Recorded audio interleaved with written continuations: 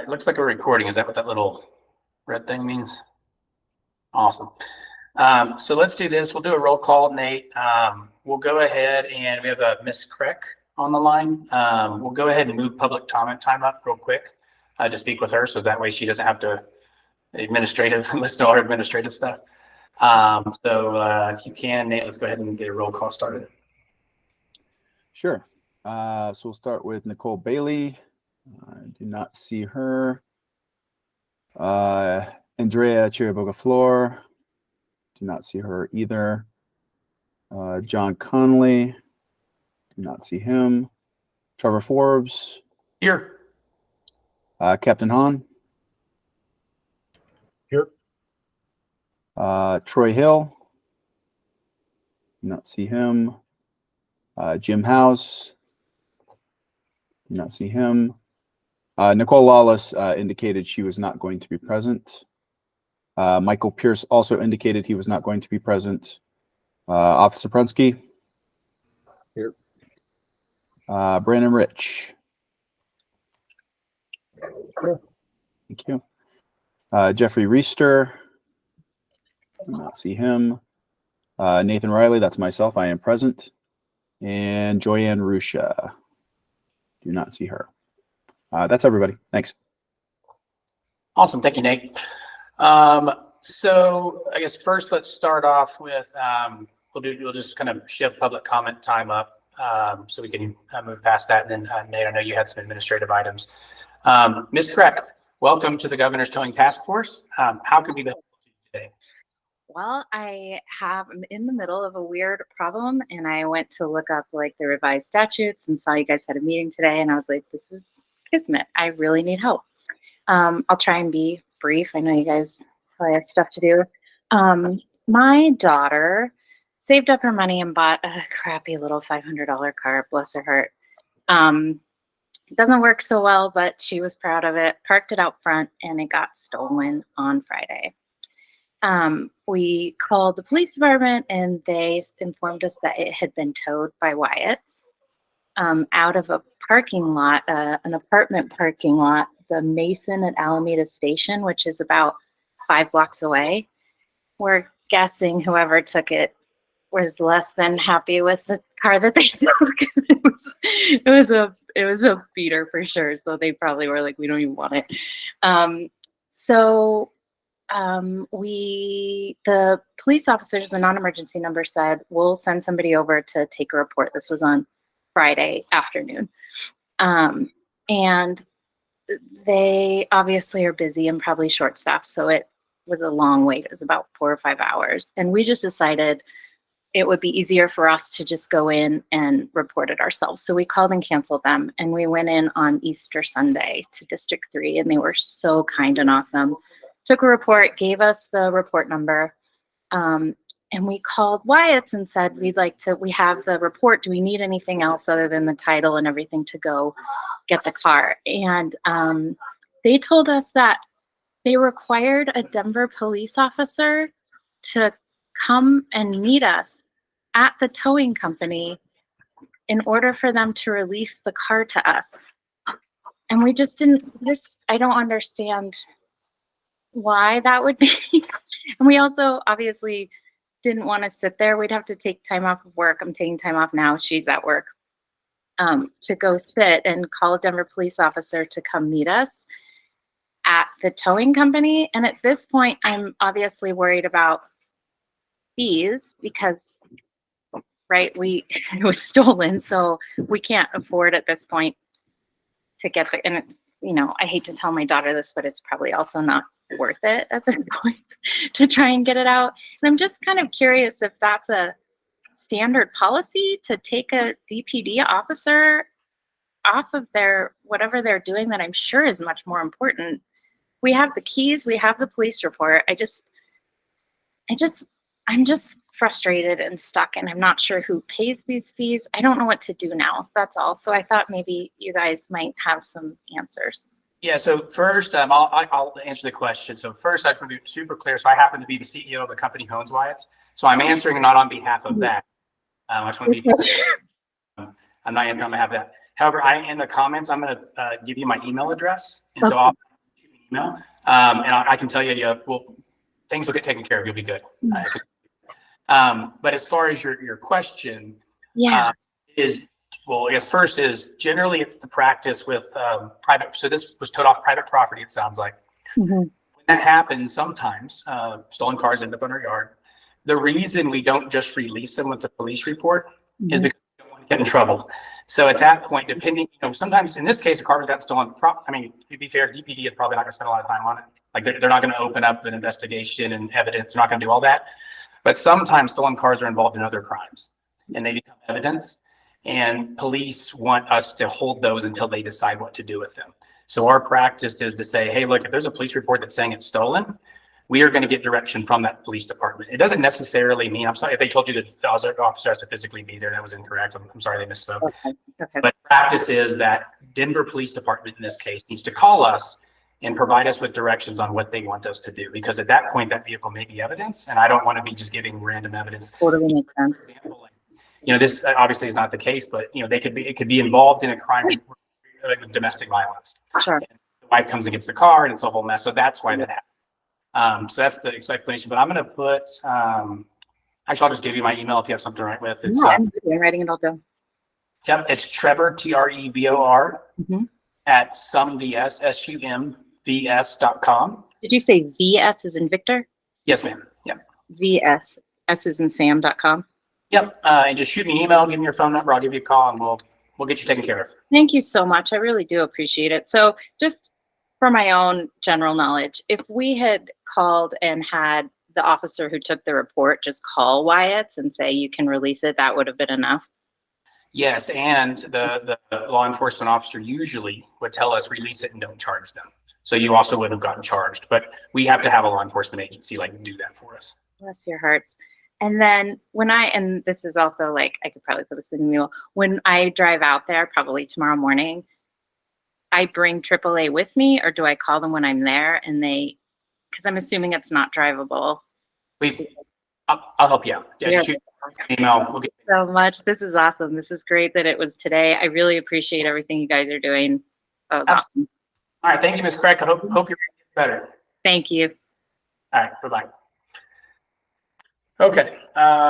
Some good came with the meeting. That's awesome. Nate, what administrative items do you have? Just a handful of things. Let's see. So yeah, I already mentioned that both Nicole Lawless and Michael Pierce indicated they would not be attending. I actually didn't think Officer Pronsky would be attending either, but it looks like you're here, so that's good. Just wanted to give everybody a heads up. We did go ahead and get the towing task force report that we completed back in November. It has been filed. It is part of the pending towing NOPR, the rulemaking that is going on with the commission right now. So just FYI, that is part of the record. So it will be reviewed. It will be considered when as the process moves forward. Just FYI, in case anyone's interested, the public comment hearing for that rulemaking proceeding is occurring a week from tomorrow at 11:30 a.m. You can watch it directly from the commission's website if you're interested.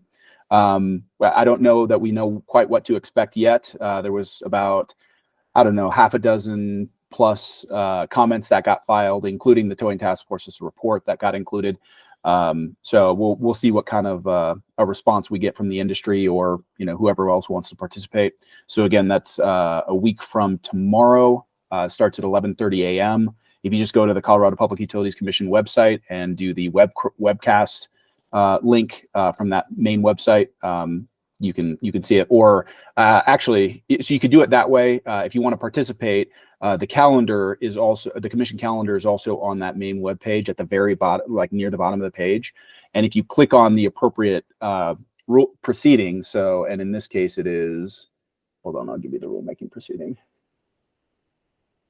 It is 23R0085TO.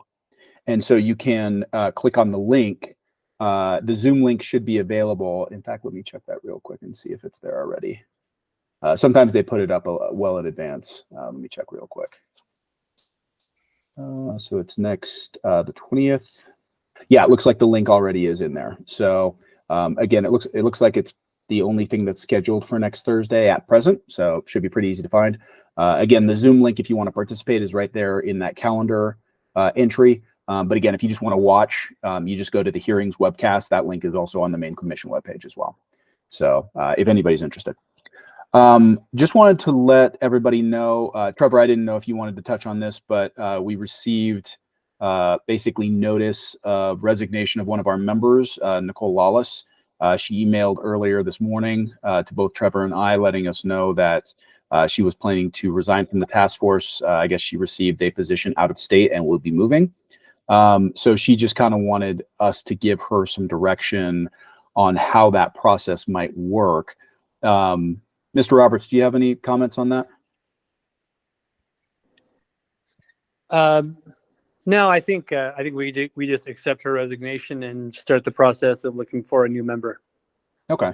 Do you think the email she sent is sufficient, or does she have to draft like a formal letter or anything like that?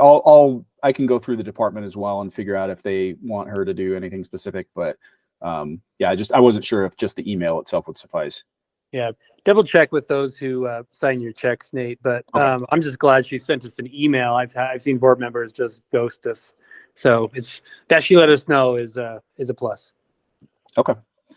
All right. I'll do some background on that, and then yeah, I'll just kind of see how that works. I did the recruitment for this task force, so I'm guessing they would have me do the work to backfill that position. I suspect will be the case. So we'll go ahead and start moving on that to get that position filled. Yeah, and then the last note I had was Miss Kreck, that she had signed up for public comment, but she's already spoken. So Awesome. And just in case anybody hasn't yet filled out their compliance affidavit, I think I am still missing a couple from people who were not, who either attended that meeting in January where we had the training or have since watched the meeting. So again, if you haven't sent that in, please do so. Thanks. All right, thanks, Nate. Only other thing I have before we adjourn, well, a couple things we need to talk about. One is when we want to do another meeting. We've already met our statutory requirement of 2 meetings a year. However, I kind of think it, just let's put a little more effort into it. Maybe, it doesn't make sense next month, but maybe in June or July, try to get a meeting together and, just give it another go, would be my recommendation. So that's one thing. Number 2, and Mr. Roberts may chime in. I want to make sure we're not getting outside of our scope, but there's a lawmaker, Meg Froelich, I think at Cherry Hills area. She had drafted a bill this year to address an issue surrounding, lots of cars are getting stolen, basically in Colorado, and a lot of those end up in impounds, often police authorized tows. So law enforcement agency requires the car be towed, ends up in the city impound. And the problem that was trying to be solved is that, folks have to now pay to get their car out and they already got it stolen. And she was trying to come up with some sort of solution. Myself and Mr. Connolly were working with her to try and find a solution. And there were some ideas batted around about a fund, but that became a very complicated matter to try to set up a public fund and all that kind of stuff. And it became a heavy lift. And effectively the bill is kind of not happening this session. But she's shown some interest in seeing if there's a creative solution to at least sort of alleviate the problem in some way. I know Aurora is experimenting with some things right now. So I thought maybe, given that we're going to get on a meeting anyway, that we could invite her to a meeting we have in June or July, especially since we have 2 law enforcement officers on the task force. Is super helpful because it impacts them a lot. And maybe brainstorm some solutions with her, because I think they're going to try to run a bill next year, and we would love to have a good one happen. So that's an idea for a meeting. I would argue it's tangentially related to rates, because it's a question of what rates on an auto do people pay if their car got stolen. And so that's my pitch on why it might be okay for us to talk about. Mr. Hahn?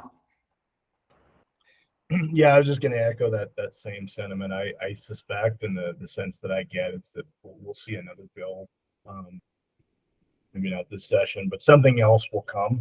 And I know it's a topic of discussion that's on the top of everybody's mind. So for what it's worth, I think it's a great idea to start the discussion here, so that there's at least the ability for this group to weigh in and talk about some of the realities, in the hopes that, down the road, if a bill does drop, it's thought through and it's perspective of or at least takes into account the perspectives of this group. So, Awesome.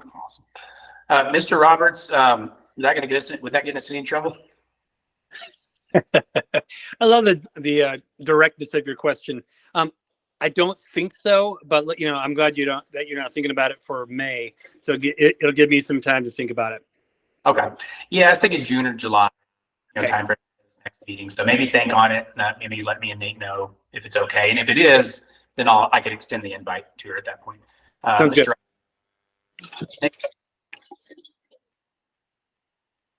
I think it doesn't say you're on. Sorry about that. So my understanding from at least that initial draft of that bill was that it applied to basically any kind of a tow, whether it was the law enforcement ordered tow, which I would think would be most in this area when we're talking about stolen vehicles, because that's usually how it happens, is they find the vehicle abandoned somewhere and then they make it a law enforcement ordered tow to impound it and then decide what happens from there. I for some reason I seem to recall that it was kind of any instance, though, not necessarily. So for example, say a vehicle gets stolen and then it gets abandoned in an apartment complex and it's parked across like 3 spaces or something because the person who stole it doesn't care where it's parked, so they just park it and take off. And so if it then gets towed as a result of a tow carrier that has an agreement with that property because it's parked improperly or whatever the case may be, that would still apply to that program, is my understanding. So yeah, correct. What in practice though, if it's a private property impound, what actually happens, and this is similar with Ms. Craig, technically we're supposed to, like the private property tower is supposed to get paid for that, but what actually happens is a law enforcement officer calls and says, give this car back for free. And we just do what we're told. So as a practical matter, they get the car back for free. It's not like a rule or anything, it just happens. But that's actually doesn't happen that often. The reason being is when we impound a car off private property within 30 minutes, and usually it's in with like 5 minutes. So as soon as our driver gets off the property, he stops and does the safety procedures and straps down, and he will call the law enforcement agency. If it has already been reported stolen, it will pop and they will tell him, don't move, wait till the law enforcement gets there. And then it turns into a law enforcement tow with a different company. So Sure. 9 times out of 10, the process keeps it from getting into a private property impound yard. And so it just doesn't happen that often. So it would apply to all, but we found when we were kind of looking at it with Rep. Froelich that 90% of the problem was in the law enforcement side. And then the real issue with the bill was basically the funding mechanism was just a heavy lift to try to, get money from towers and set up a fund and administer it and turn into a whole thing with a fiscal note. And the fiscal note, I think, sunk the ship. Yeah, so, Sorry, Trevor. The reason I bring that up is just for the benefit of Mr. Roberts as he's thinking about this. Just if there is and again, even though it may not be the primary feature of at least this initial draft of the bill, and again, it might look completely different in the future, but it just kind of in determining whether or not this is the proper venue to discuss a bill like that. Again, if it directly or indirectly impacts what a towing carrier can charge for a non-consensual tow, then it does sound like something we could potentially discuss. So anyway, just throwing it out there for the benefit of Ms. Roberts. awesome. Great. Hey, Trevor, do you happen to have a draft of what would have been proposed this year? I do. I'll when we get off, I'll dig it up and just send it to the whole group, just for SA. Great. I'd like to see it. That would be a big help. Yeah, absolutely. Thanks. So, It was introduced. It's House Bill 23-1217. yeah, so the bill will probably still happen, but basically it became a strike below, where they basically said, research this further. And so the bill is happening, but it's just a big strike below that just says, look at it more. If that Okay. makes sense. Cool. Awesome. All right, so we'll wait Mr. Roberts' guidance on that, but if he says it's okay, I'll extend an invite. Let's pencil in. What do you think about penciling in our next meeting for the second Wednesday in July? That way, if in fact Ms. Froelich joins us, it gives her a month between the end of the session and meeting with us in July to kind of rest maybe. Everyone good with July? Cool. All right, let's do that. Let's pencil in. That would be July 12th. Awesome. Let's do it.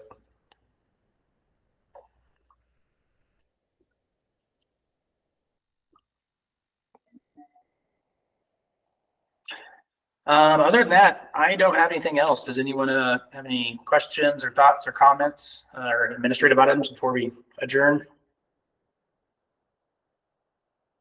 All right, everybody. Thanks for joining, and we'll talk to you in July.